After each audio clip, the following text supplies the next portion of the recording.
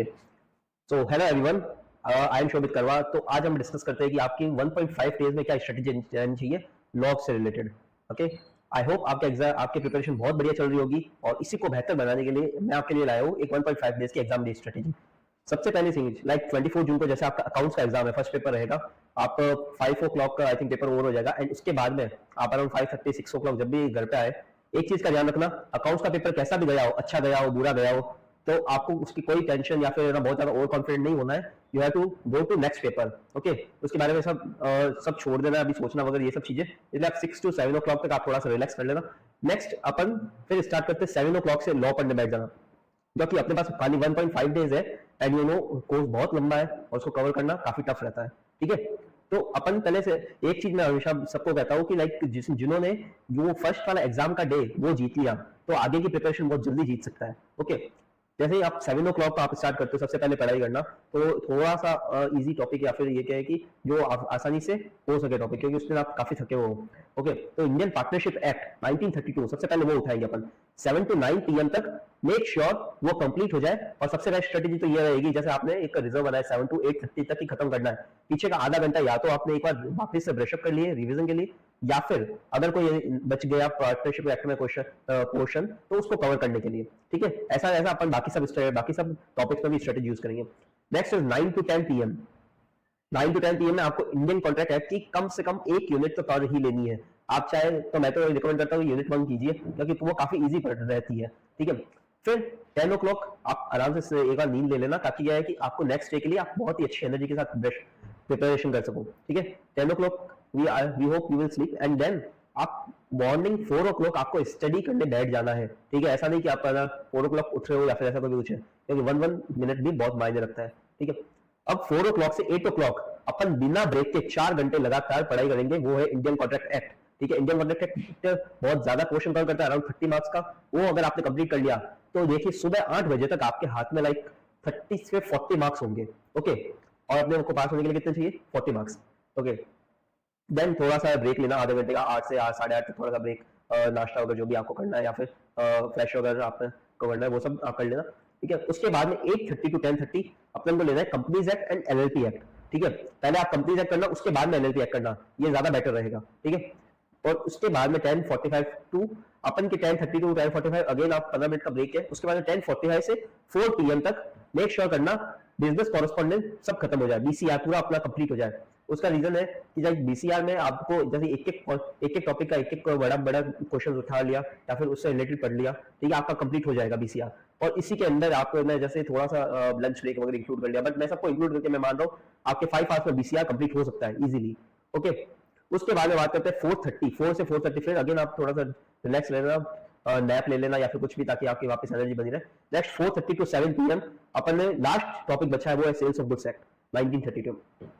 Guys ये बात आपको मैं कंफर्म करके कह सकता हूं, अगर आपने ये शेड्यूल फॉलो कर दिया 7 PM तक आपका लॉ का पूरा पोर्शन खत्म है, 100 मार्क्स आपने कंप्लीट कर लिए 7 PM तक, तो आपका कॉन्फिडेंस अलग ही लेवल तक होगा। ठीक है, अब उसके बाद में बात करते हैं 7 PM तक नाम तो वैसे खत्म हो गया, 7 to 7:30 आपने खाना वगैरह खा लिया या फिर ब्रेक ले लिया।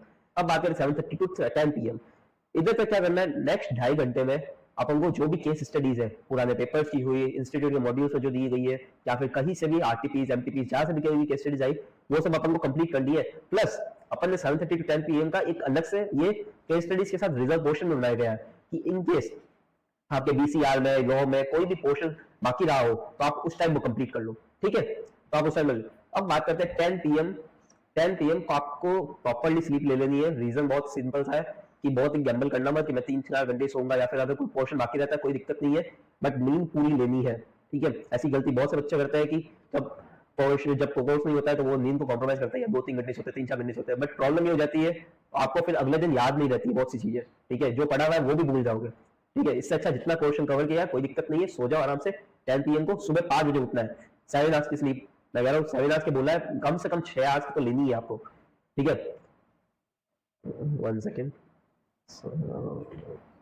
या नाउ अब क्या करना है? सुबह आप 5 बजे उठे, ठीक है, 5 बजे पढ़ाई करने बैठ जाना है। 5 से 8 बजे पूरा कोर्स एक बार फिर से गो थ्रू कर लेना आइस के सामने, प्लस वोकेबुलरी पोर्शन।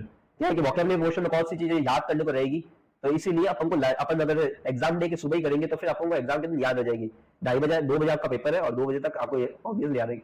अब बात करते हैं 8:30 टू 11 AM 11:15 AM। ऑब्वियसली मेरे ख्याल आप 8 to 8:30 भी शायद ब्रेक नहीं लोगे, बट फिर भी मैंने रिजर्व के लिए रखा है। अब बात करते हैं 8:30 टू 11:15 PM, सारे suggested answers, past RTPs and MTPs. कई बार ऐसा होता है कि पुराने एग्जाम का ही क्वेश्चन आ जाता है या फिर पुरानी आरटीपीज का आ जाता है, ठीक है, तो क्वेश्चन एग्जैक्ट सेम आ जाता है या फिर नंबर चेंज होकर आ जाता है। कई बार एक या दो क्वेश्चन ऐसे मिल ही जाते हैं, ठीक है। प्लस एक सजेस्टेड आंसर पढ़ने का ये फायदा रहेगा, एक आप फ्लो में भी बने रहोगे, ये आंसर्स कैसे लिखने हैं, इंस्टीट्यूट कैसे चाहता है आंसर्स लिखना, ठीक है। तो ये अपनी 1.5 डेज के एग्जाम डे स्ट्रेटेजी है और वी होप आप इससे 60+ मार्क्स पक्का स्कोर कर पाओगे और नॉर्मल एग्जाम्शन गारंटेड इस बार। नेक्स्ट कुछ चीजों का आपका ध्यान रखना है आप जब पेपर लिख रहे हो या फिर ना जब आप प्रिपरेशन कर रहे हो। पहली बात है, अपन सीए में सबसे इंपॉर्टेंट चीज रहती है 100 मार्क्स का पेपर अटेंड करना, ठीक है। सबसे बड़ा चैलेंज ये हो जाता है कि 100 मार्क्स का पेपर ही अटेंड नहीं हो पाता है, जिसके कारण बच्चों के मार्क्स कम आते हैं। आप अगर 80 का लिखते हो तो सामने वाला 80 से ही चेक कर रहा है, ठीक है, आपके पास स्कोप ही कम है। तो सबसे पहले आपकी स्पीड बनी रहनी चाहिए स्टार्टिंग से ही, फ्रॉम फर्स्ट ऑफ मिनट। इसका एक अच्छा मैं आपको वे बताता हूँ। आपके जितने भी क्वेश्चन आते हैं आपको एक ऑप्शन दिया जाता है, एक ऑप्शन रहता है, बट आपको ट्राई करने सारे के सारे क्वेश्चन अटेंड करो।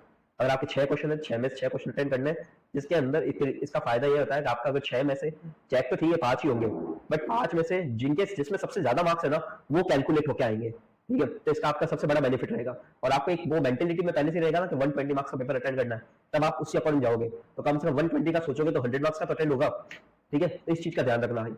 नेक्स्ट इज जब आप केस स्टडीज का आंसर लिख रहे हो तो केस स्टडीज का कैसा आंसर लिखना है, पहले उसका जो भी रेलेवेंट प्रोविजन है, जो भी एक्ट है प्रोविजन है, अगर सेक्शन नंबर याद रहे तो ठीक है, नहीं तो ओके प्रोविजन, उसके बाद में उसका फैक्ट जो क्वेश्चन में दिया गया हो, फिर उसके बाद में फैक्ट और प्रोविजन को थोड़ा सा मिला के एनालिसिस करना है इस केस का कि वेदर प्रॉपर है या नहीं है। फिर लास्ट में कंक्लूजन, एक या दो लाइन में आपको कंक्लूजन लिखना है कि क्या है, ठीक है।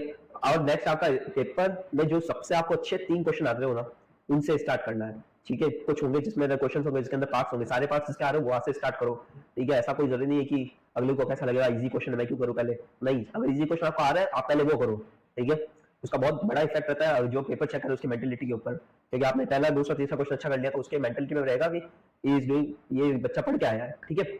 अब बात करते हैं एक तो आप पढ़ाई करते टाइम भी पढ़ाई कर रहे हो, जब एक तो टाइम लिमिट सेट करो हर चैप्टर की।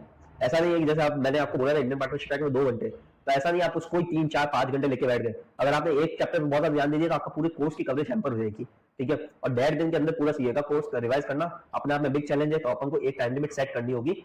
और सबसे अच्छा प्रेफरेंस ये रहता है कि आप इंपॉर्टेंट चीज को पहले करो, उसके बाद में लेस इंपॉर्टेंट चीज को करो, ताकि आपका अच्छे मार्क्स कवर हो जाए पहले से ही और कुछ छूटे तो भी कोई दिक्कत नहीं है, ठीक है।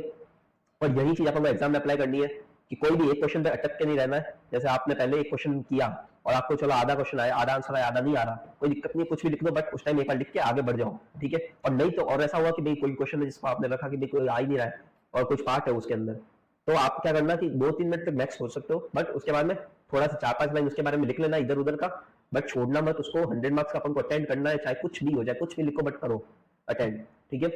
और लास्ट में जब अपन के पास टाइम बचेगा तब अपन वापस इसको एक बार गो थ्रू कर लेंगे और कुछ याद आएगा तो लिख लेंगे, ठीक है। बट एक बार छोड़ना मत और हाथ लिखते जाना, बहुत ज्यादा टाइम इन्वेस्ट करना मत वन क्वेश्चन में, नहीं तो आपके बहुत ज्यादा इफेक्ट हो सकता है, ठीक है। Thank you so much, all the best for your preparation and I hope all you will rock in the exam and bye bye all the way.